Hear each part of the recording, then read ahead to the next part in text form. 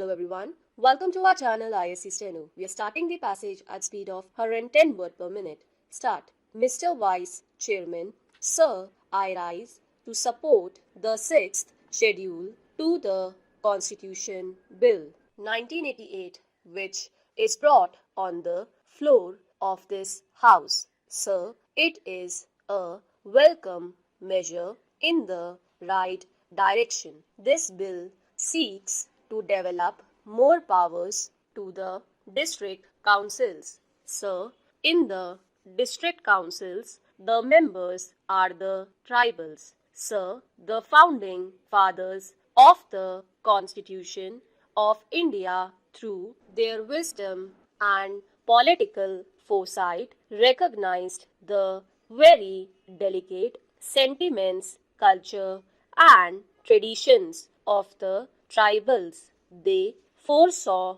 that unless certain protections are given to the tribals in the management of their affairs, they will be submerged in the process of normalization along with the most or more advanced people of the plains. This aspect was recognized not only by the founding fathers of the Constitution but by the alien rural as well. According to 1937 Act, certain areas of Assam in the northeastern region were kept excluded to be looked after by the governor. This was also a recognition to the very peculiar feature prevailing in the tribal area. This was intended to protect the innocent tribals from being exploited by more advanced people of the plains. So, when the Constitution was drafted, this special provision was made to protect the interests of the tribal, particularly in the northeastern region. So, even before the drafting of the Constitution of India, the tribal in the northeastern region agitated and they showed their resentment that when the British leave the country, they should be kept in such a way that their culture and their tradition are safeguarded. When the subcommittee of the Constituent Assembly, in which Brother Basu was also a member, when they visited Kohima, they were told that the Nagas want a separate home. In other words, they do not want to lose their identities. They want to preserve their culture. They want to preserve their traditions. Similar is the case of Mizoram, Meghalaya, and other tribal areas. In this amendment, there are some features for which this House should not have an iota of doubts.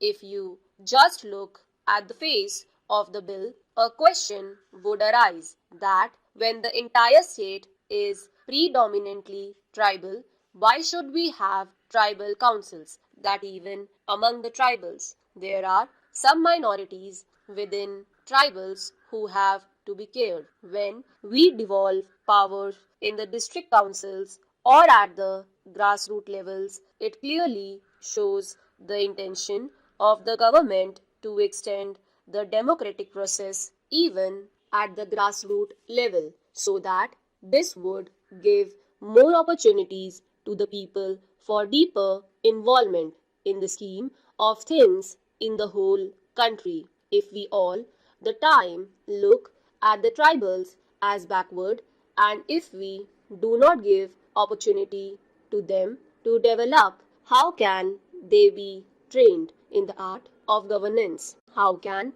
they be trained in running the affairs of their own state? I feel that devolution of more powers to the local self-government, especially in the tribal areas, is a very welcome feature and is in the right direction.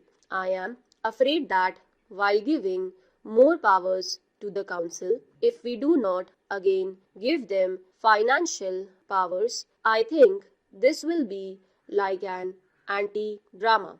Without financial powers, how can they manage? Therefore, in the amendment, I think you have rightly given more financial powers for the management of the district councils. Now, a suspicion has arisen. If we do not allow the legislators to attend the district council, does it mean a distrust? I don't think so. Even if the governor has to use his discretion, he has to consult the council of ministers. Therefore, the question of misuse of discretionary power by the governor, I think, would not arise. And also, use of discretion is on matters pertaining to the progress of these tribals, and therefore we should not misconstrue the spirit of the amendment which we are having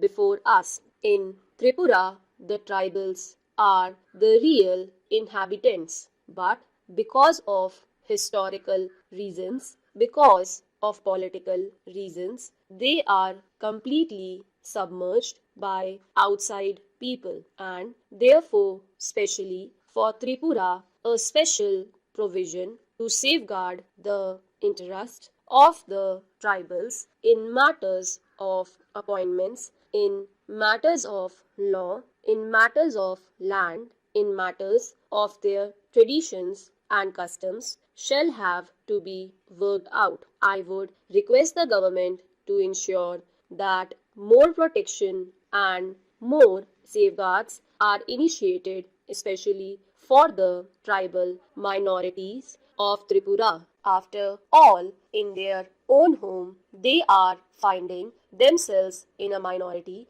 and therefore it is our moral obligation to ensure their safety, their security, and their future. I do not want to dwell much on this. I only wish that the district council in Mizoram, which has been envisaged in this amending bill, works well. The agreement with Mr. Lal Denga also clearly indicate that protection would be given to these minorities, which is good it for the people here. Stop.